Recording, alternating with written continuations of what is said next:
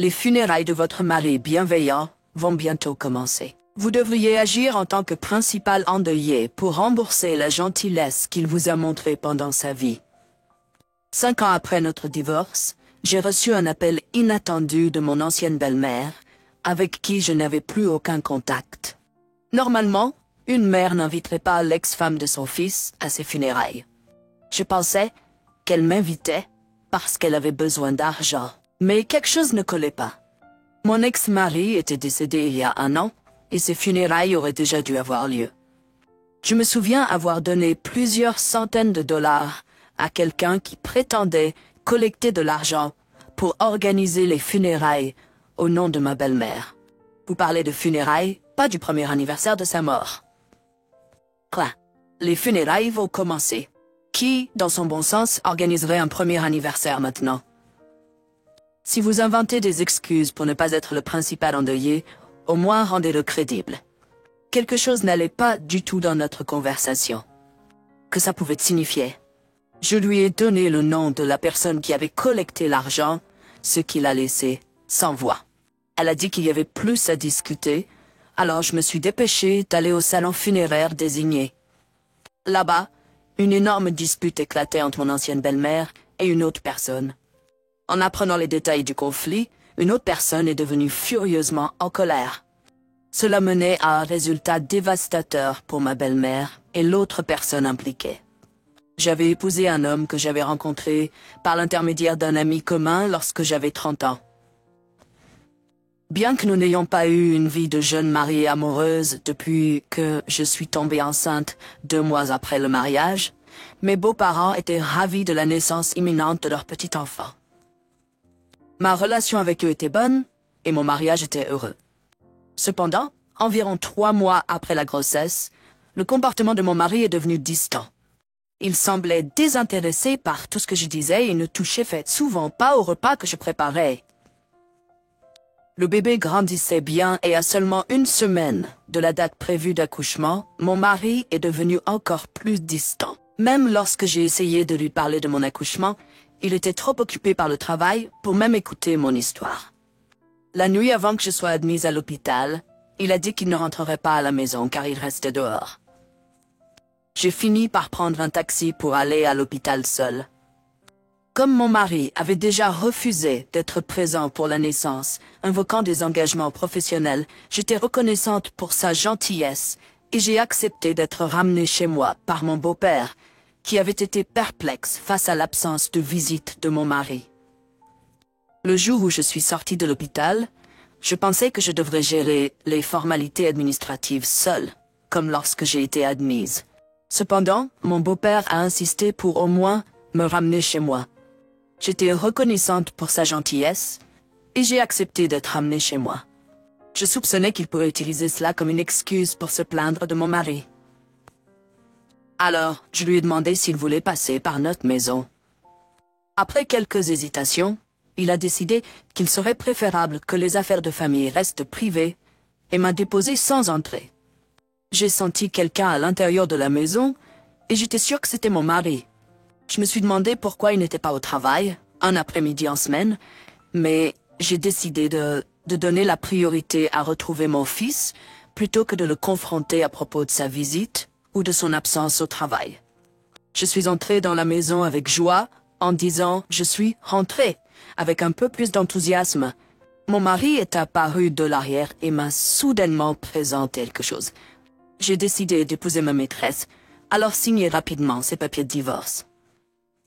Combien de temps faut-il pour être libéré de l'hôpital, de toute façon? Il attendait que je rentre pour pouvoir me divorcer le plus rapidement possible. Il était visiblement irrité et a insisté sur le fait que je n'avais pas le droit de refuser. Il a même dit qu'il ne voulait pas de notre enfant et a menacé de faire du mal à notre fils si je ne me conformais pas. Je ne pouvais pas accepter un divorce sans comprendre pourquoi, surtout pas pour la seule raison qu'il voulait épouser sa maîtresse. Soudainement un divorce? Nous venions juste d'avoir un bébé, pourquoi? Je me souvenais que le comportement de mon mari avait été étrange depuis que je suis tombée enceinte. Je ne m'attendais pas à ce qu'il annonce un divorce, surtout pas avec une maîtresse déjà existante. C'est de ta faute si tu ne peux pas t'occuper de moi, ton mari. Tu aurais dû me mettre en priorité par rapport à un enfant à naître. C'est de ta faute. Pendant ma grossesse, je me sentais souvent mal, surtout avec des nausées matinales sévères. Je lui avais expliqué que certaines femmes ressentent ces symptômes pendant la grossesse, et j'étais l'une d'entre elles. Surtout dans mon cas, on m'avait dit que j'avais tendance à présenter ces symptômes plus intensément. Je ne négligeais pas mon mari intentionnellement, et je m'occupais de lui-même quand je ne me sentais pas bien. Mais maintenant, découvrir qu'il avait une liaison et qu'il soutenait une maîtresse. J'étais furieuse, mais la colère était si écrasante que j'étais presque sans voix. Penser qu'il avait une liaison, qu'il soutenait une maîtresse? Sérieusement, c'est quoi ça? Toutes ces fois où il disait être occupé au travail ou sortir étaient juste des excuses pour être avec sa maîtresse. Bien sûr, je suis en colère contre mon mari. Mais quand la colère devient trop écrasante, elle peut en fait conduire à un état d'incrédulité et laisser sans voix. Il semblait inutile de se disputer avec un homme aussi égoïste. Un homme qui agit comme un enfant, ne pensant qu'à lui-même, et faisant de telles demandes égoïstes. Je suis mieux sans lui. J'ai rapidement signé les papiers de divorce qui m'attendaient, et les lui rendus. Cependant, je me sentais obligée d'informer mes gentils beaux-parents, surtout que j'étais juste avec mon beau-père. Quand j'ai contacté mes beaux-parents, ma belle-mère a répondu que mon beau-père n'était pas encore rentré à la maison. Malgré sa gentillesse précédente, elle m'a blâmé pour le divorce, affirmant que c'était de ma faute. Si tu avais correctement rempli ton rôle d'épouse, il n'y aurait pas eu de problème. Tu as dû refuser des relations en utilisant la grossesse comme excuse, n'est-ce pas? Tu n'as pas pensé à quel point ça fait mal d'être rejeté par sa propre femme. Elle m'a traité de femme ratée pour ne pas satisfaire un homme et a approuvé la décision de divorcer. Elle a même dit que je ne devais pas m'attendre à une division des biens, car j'étais seule responsable. On m'a dit de ne pas m'attendre à une division des biens, car j'étais soi-disant seule responsable. Mais j'étais la victime ici. J'ai déclaré à ma belle-mère que même s'il n'y avait pas de division des biens, je demanderais quand même une pension alimentaire. Plus tard, mon beau-père est intervenu concernant la division des biens, s'assurant que je reçoive la somme qui me revenait de droit. J'ai aussi dû rencontrer la maîtresse de mon mari une seule fois. Elle me méprisait, me voyant comme la femme qui a été jetée et écartée de la position de la femme légitime. Dans mon cœur, je pensais qu'elle finirait par être trompée et jetée elle-même. Ce qui va autour vient autour, je crois qu'elle finira par être trompée et jetée elle-même. Après m'avoir déposé, mon beau-père s'est arrêté quelque part avant de rentrer chez lui. S'il ne l'avait pas fait, il aurait pu empêcher les paroles dures de ma belle-mère et réprimander sévèrement mon mari. Il s'est excusé de ne pas pouvoir aider davantage et a montré sa sincérité. Et il a promis de s'assurer que je reçoive l'argent qui m'était dû. En conséquence, mon mari m'a contacté pour payer la totalité de la pension alimentaire et de la pension pour enfants. Cependant, il a stipulé qu'une fois que j'aurais reçu l'argent, je ne devrais plus jamais le contacter. Je n'avais aucune intention de perdre mon temps avec un homme aussi méprisable, tant que je recevais ce qui m'était dû. Après un certain temps, fidèle à sa parole, il a transféré la totalité de la pension alimentaire et de la pension pour enfants. Il n'a jamais montré de préoccupation pour notre fils au-delà de la pension pour enfants. Je pouvais dire qu'il n'avait aucun intérêt pour l'enfant que j'ai porté. J'ai décidé de retourner chez mes parents avec mon fils. En apprenant la raison du divorce, mes parents étaient furieux. Mais ils ont évité de confronter mon mari en raison de l'effort sincère de mon beau-père.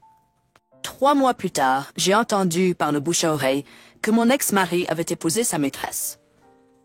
Je l'avais rencontré par l'intermédiaire d'une connaissance, donc j'aurais pu en savoir plus, mais je n'ai jamais demandé. Mon fils grandit en bonne santé et fort avec l'aide de mes parents. C'était tout ce qui comptait pour moi.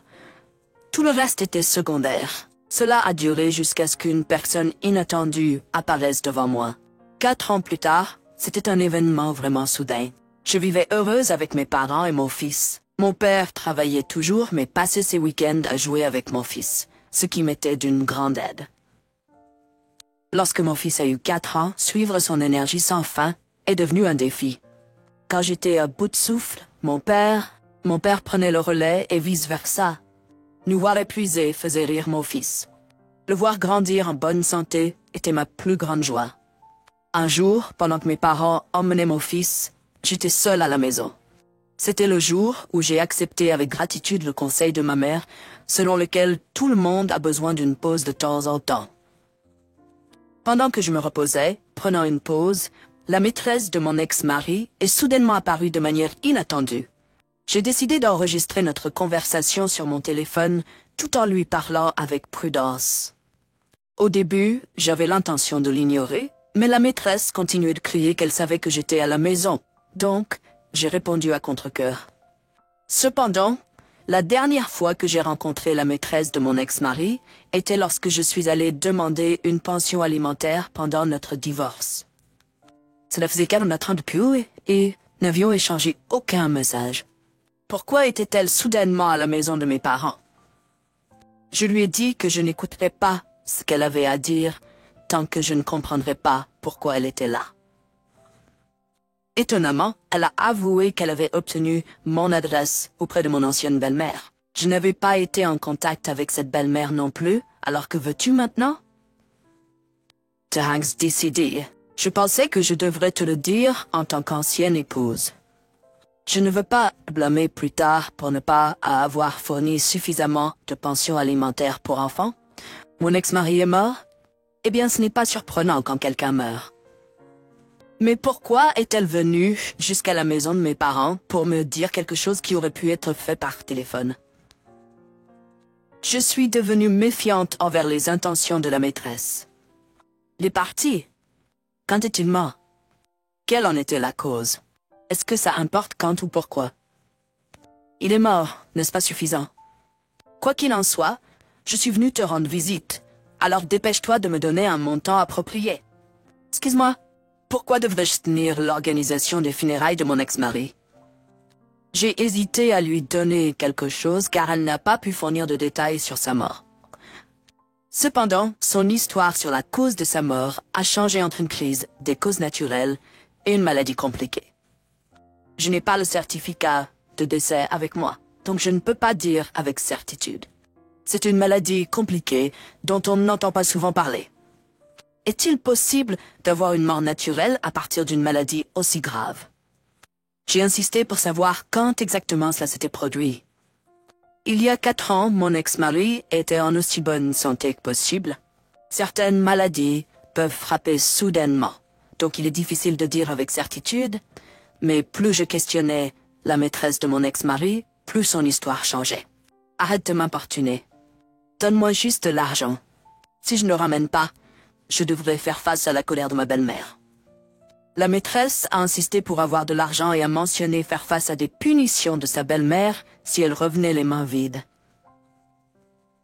Pendant un moment, j'ai pensé que la belle-mère pourrait réellement faire quelque chose comme ça, mais je me sentais toujours réticente à simplement donner de l'argent. Désolée, mais la situation n'est pas claire. Et en plus, je n'ai eu aucun contact avec mon ex depuis notre divorce, causé par votre liaison avec lui. Ne penses-tu pas que je ne suis pas obligée de soutenir ses funérailles? Pourrais-tu le faire si tu étais à ma place? J'ai essayé d'expliquer ma position sans m'emporter ou la contrarier, mais la maîtresse a dit qu'elle resterait jusqu'à ce que je lui donne de l'argent. J'ai vérifié l'heure et il était presque temps pour mes parents et mon fils de rentrer à la maison. La pensée qu'ils la rencontrent m'a fait frissonner. Hans craignait qu'il pourrait faire un mousse. Elle a dit qu'elle voulait juste de l'argent. J'ai sorti environ 500 $ de mon portefeuille et lui ai donné. J'ai ouvert la porte légèrement pour lui remettre l'argent et elle l'a attrapé et est partie. Alors qu'elle s'éloignait, je lui ai dit que j'appellerais la police si elle revenait ici. Elle n'a pas hoché la tête, mais j'ai senti une légère raideur dans son corps. Environ 10 minutes plus tard, mes parents et mon fils sont rentrés à la maison. J'étais soulagée qu'ils n'aient pas se croiser. Depuis lors, j'ai essayé de ne pas trop penser à cet incident, mais 1 an plus tard, un rebondissement inattendu m'attendait. Je reçois souvent des appels de numéros inconnus en raison de mon travail. Donc, Sauf si je suis incapable de répondre, je réponds toujours aux appels de numéros inconnus. Pensant que c'était juste l'un de ces appels, j'ai répondu au téléphone malgré que je ne reconnaisse pas le numéro. Une voix familière a dit « Le service funèbre de votre ex-mari commence. Vous devez être le principal endeuillé. Venez tout de suite, vous comprenez ?» Elle avait l'air assez paniquée. Je pensais que c'était peut-être ma belle-mère qui appelait, mais quand elle a mentionné mon ex-mari, j'en étais sûre. Bon, standardement, pourquoi étais-je censé être principal endeuillé? Mon ex-mari n'était-il pas mort l'année dernière? Je me souvenais vivement de l'incident d'il y a 1 an que j'avais essayé d'oublier. J'avais été informée de la mort de mon ex-mari par sa maîtresse, qui prétendait être là pour récupérer de l'argent au nom de ma belle-mère. J'ai expliqué à ma belle-mère que je lui avais donné l'argent. Cependant, elle a simplement vu mon explication comme une excuse pour éviter d'être le principal endeuillé et a commencé à me crier dessus, m'accusant d'inventer des histoires. J'étais sûre que rien de ce que je disais ne la convaincrait. Alors j'ai décidé de la laisser écouter l'enregistrement de ma conversation avec la maîtresse de l'époque. Au début, ma belle-mère continuait à me crier dessus pour que je me dépêche et que j'arrête d'éviter le sujet. Mais au fur et à mesure que la conversation enregistrée se jouait, elle est devenue de plus en plus silencieuse. « Viens simplement au service funèbre immédiatement, peu importe quoi, a-t-elle finalement dit, déterminée à me faire assister à l'enterrement. Elle a même menacé de venir me chercher si je ne me présentais pas. Ne voulant pas que mes parents et mon fils rentrent la maîtresse ou ma belle-mère, j'ai décidé de me rendre à la maison funéraire. Alors que je me préparais à partir, laissant mon fils avec mes parents, la situation semblait de plus en plus étrange. Qu'est-ce qui se passait vraiment? Curieuse de connaître la vérité, je me suis dépêchée vers la maison funéraire que mon ancienne belle-mère avait mentionnée. Quand je suis arrivée, je les ai trouvés, elle et la maîtresse, en train de se disputer bruyamment à l'extérieur du lieu, leur voix portant jusqu'aux participants qui attendaient à l'extérieur. Les invités chuchotaient entre eux, confus par la confusion. J'ai écouté la dispute avant de m'approcher de ma belle-mère. « Que faites-vous en prétendant que votre mari est mort et en demandant ensuite de l'argent à l'ex-femme que vous avez abandonnée? »« Taisez-vous. C'est de sa faute s'il ne gagnait pas assez, » a répondu ma belle-mère. Je pensais qu'il gagnait bien sa vie, mais j'ai été trompée après avoir pris le rôle de la femme légitime. Quelque chose ne collait pas dans leur argumentation. Un participant qui avait écouté toute la dispute a expliqué la situation aux autres. Je me suis tournée vers lui. Apparemment, la maîtresse avait accumulé une énorme dette qu'elle ne pouvait pas rembourser. Alors, elle a prétendu que son ex-mari encore en vie était mort pour m'extorquer de l'argent. L'argent que j'ai donné a fini par être utilisé pour rembourser ses dettes. Elle a dû être désespérée pour venir à moi, quelqu'un qu'elle préférait éviter. Ma belle-mère, qui semblait vraiment ne pas être au courant, réprimandait la maîtresse pour sa cupidité. Mais il semblait qu'elle avait eu des soupçons sur l'amour de la maîtresse pour l'argent. J'étais contre leur mariage dès le début, j'ai dit. Je n'aurais jamais imaginé que tu gaspillerais de l'argent et accumulerais des dettes. Ma belle-mère a admis que même ses économies avaient été utilisées par la maîtresse. Cependant, la maîtresse s'est propre plainte. Et si je suis cupide, alors ton fils est un infidèle séducteur, a-t-elle dit. Je devrais le dire à tout le monde ici. Il est mort pendant une liaison de toutes les choses. Peu importe comment il est mort, ce n'était pas le moment pour un tel comportement.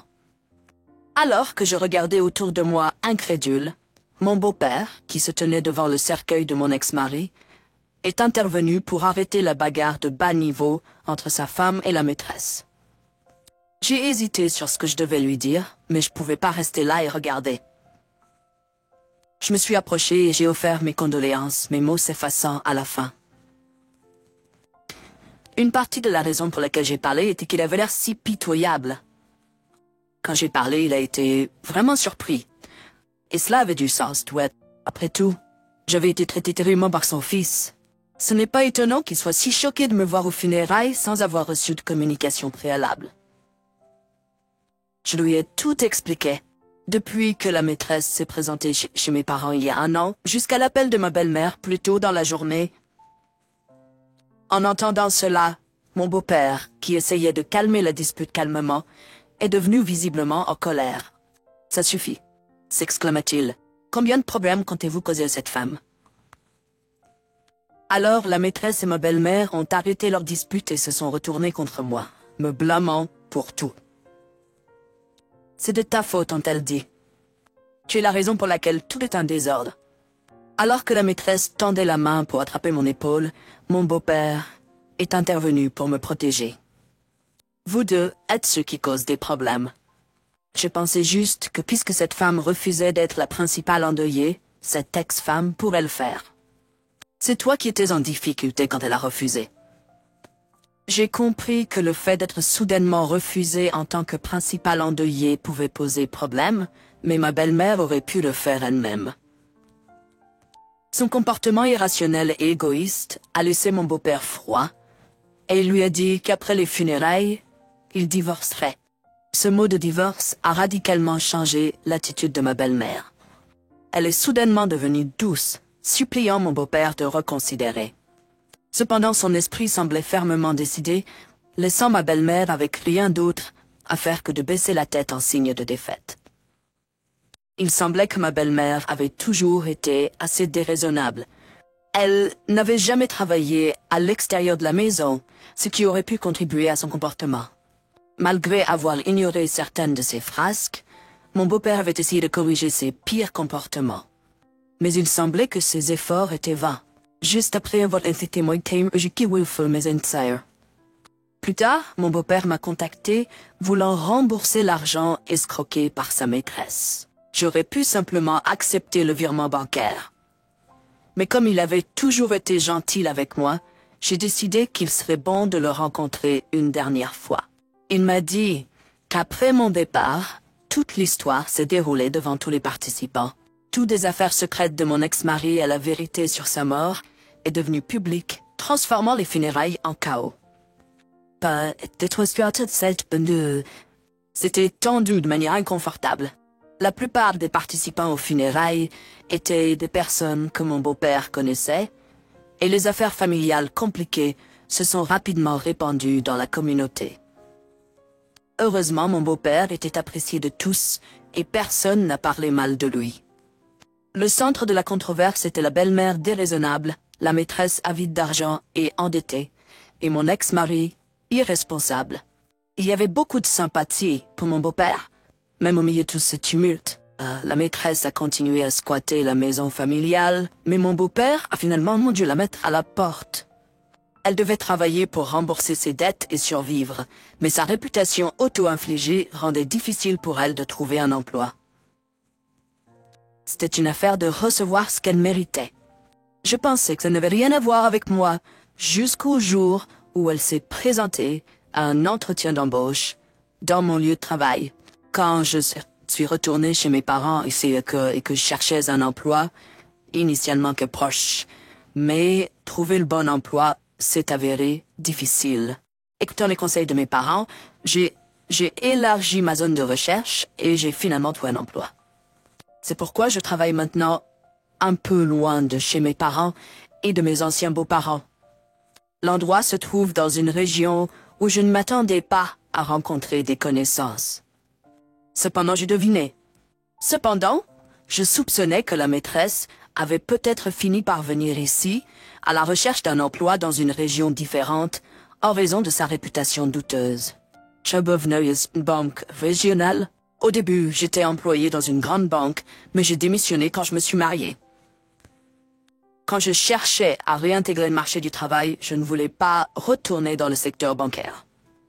Gérer des problèmes non résolus jusqu'à tard le soir et avoir un jeune fils à penser, je ne voulais pas être un fardeau pour mes parents, qui m'aidaient. Ma priorité était de me concentrer sur mon fils jusqu'à ce qu'il termine l'école primaire. Cependant, trouver un emploi en tant que femme réintégrant le marché du travail était difficile.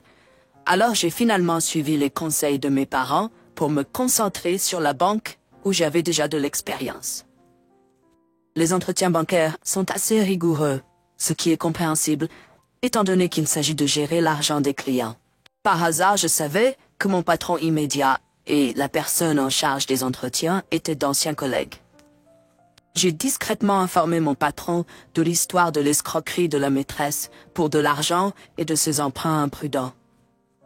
Bien qu'il ne soit pas rare que les employés de banque aient des prêts, les dettes de la maîtresse étaient dues à ses indulgences personnelles et dépassaient sa capacité de remboursement.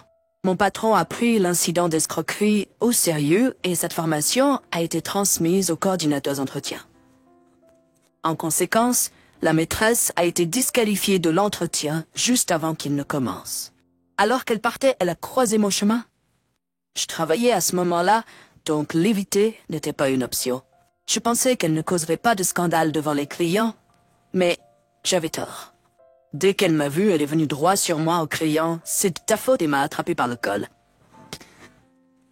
Client à proximité a crié et un collègue masculin est venu nous séparer pendant qu'une autre personne appelait la sécurité.